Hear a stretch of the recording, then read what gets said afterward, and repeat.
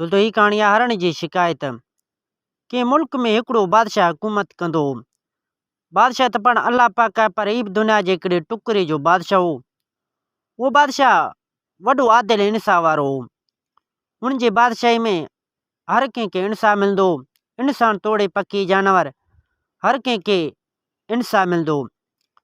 हर जुर्म जी सज़ा मुक़रर हूंदी हुई, पर शिकार ते का पाबंदी न हुअण करे पखियुनि हरण जो नायाब नसुल खुटंदो रहियो।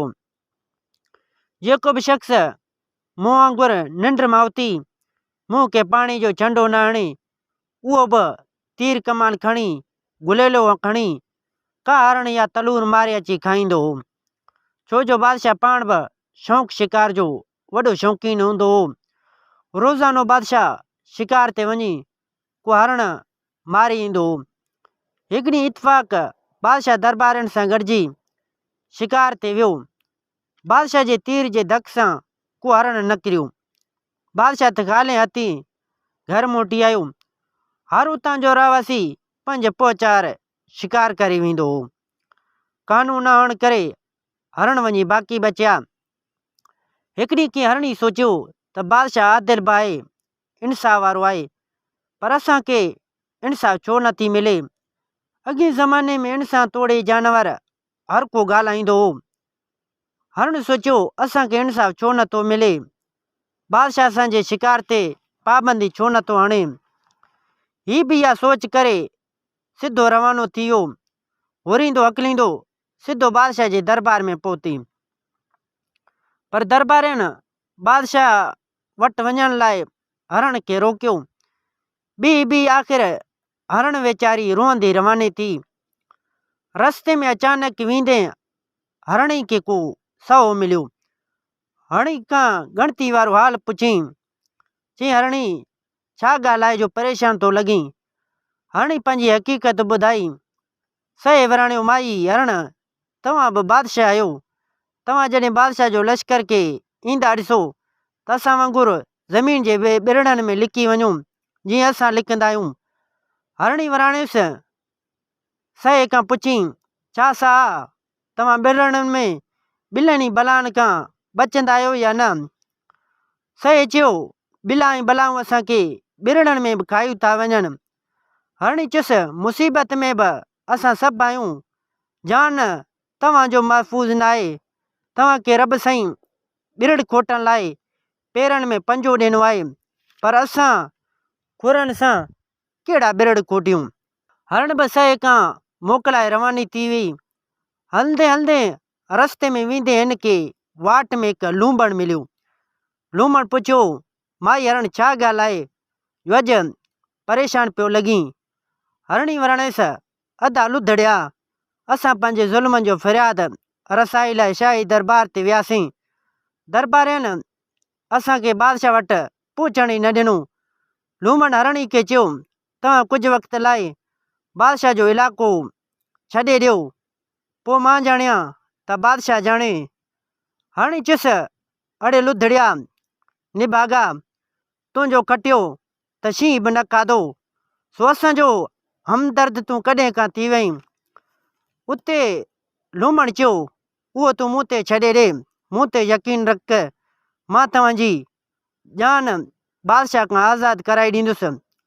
हरणी चवणु लॻो, चऊं अदा लुधड़िया, असांजो आबाई इलाइक़ो आहे, छॾण लाइ रूह त न पियो घुरे, पर मजबूरी आहे, आख़िर ईजू छॾणो पवंदो। उतां कंहिं दरबारी हरण अचण जो बादशाह खे ख़बर ॿुधायो। बादशाह दरबारनि खे चयो, तव्हां हरणी खे मूं ताईं पहुचण त ॾियो हा। शायदि के ज़ुल्म जो फ़रियाद करे हा, पर अफ़सोस उहो अखियुनि मां लुड़क लाड़े हली वई। आख़िर हरणियूं बि पंहिंजे सरदार सां गॾु धण गॾाए उन बादशाह जो इलाइक़ो छॾे हलिया विया।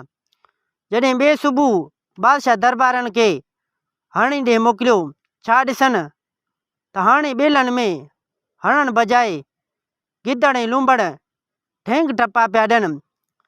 हिकु दफ़े अचानक बादशाह जी तबियत कुझु नासाज़ थी पई।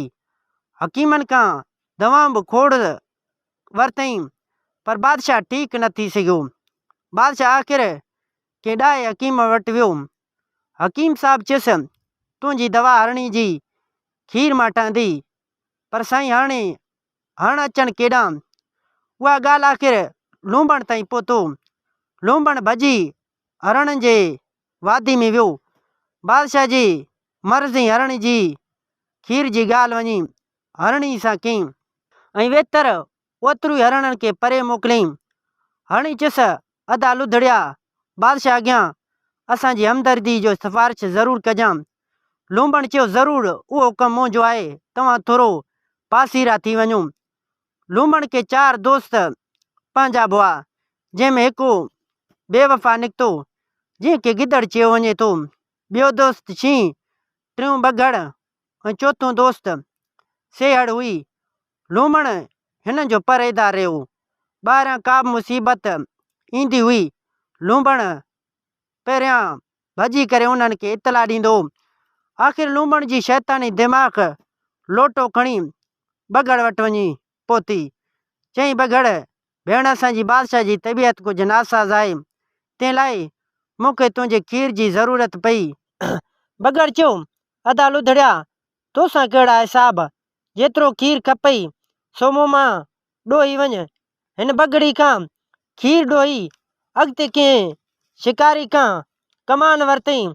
सेहड़ जे पुठी खां तीरनि जो तेलो पटे पंहिंजे दोस्त शींहुं वटि आयो।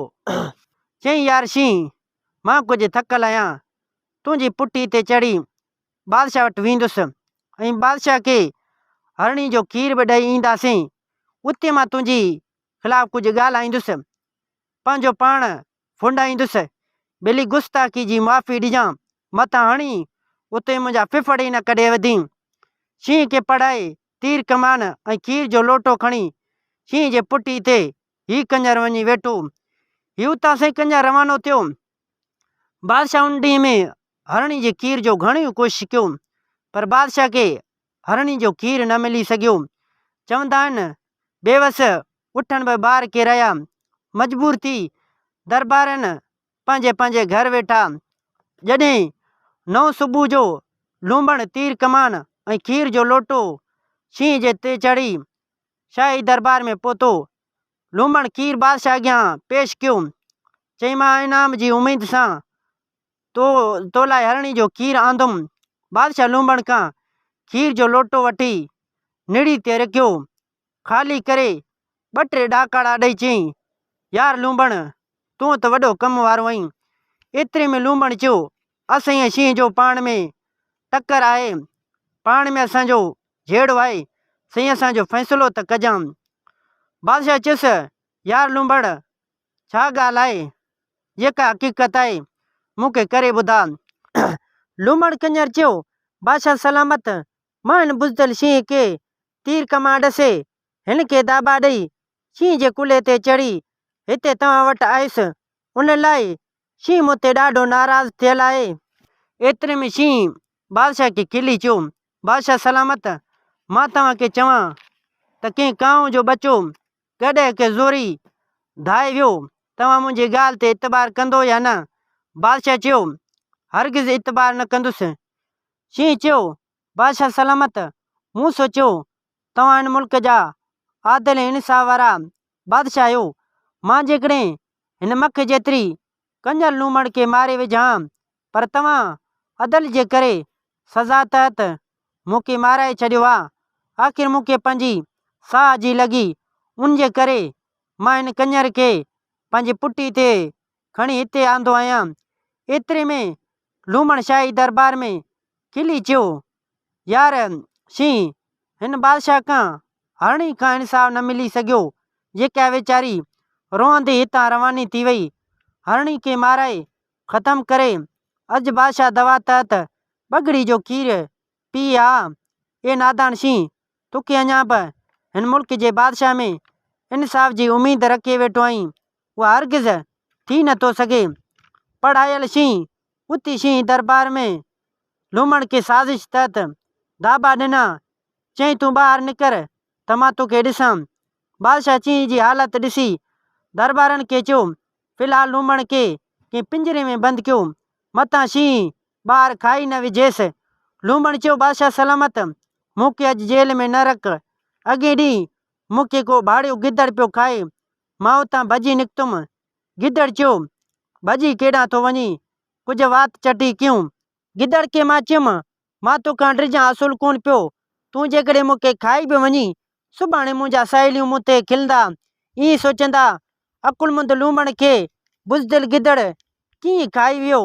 मां उन जे करे गिदड़ खां भॼी निकितुमि।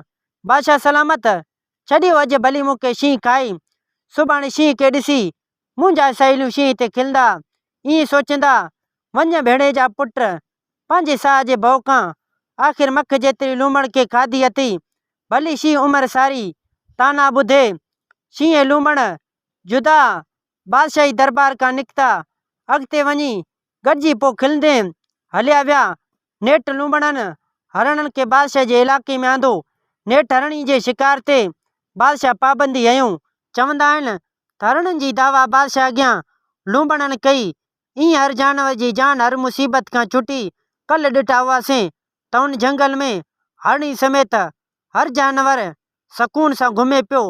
दोस्तों उम्मीद कयां थो थी कहाणी तव्हांखे ज़रूरु पसंदि आई हूंदो। कहाणी पसंदि अचण ते हिन वीडियो खे लाइक कंदा। जेकॾहिं तव्हां असांजे यूट्यूब चैनल सिंधी कहाणियूं ते नवां आया आहियो त असांजे यूट्यूब चैनल खे सब्सक्राइब करे घंटी जे निशान ते ज़रूरु क्लिक कंदा। हिन वीडियो खे लाइक करे पंहिंजे दोस्तनि सां ज़रूरु शेयर कजो। दोस्तों मिलंदासीं नई कहाणी में। हिन वक़्तु अल्लाह हाफ़िज़।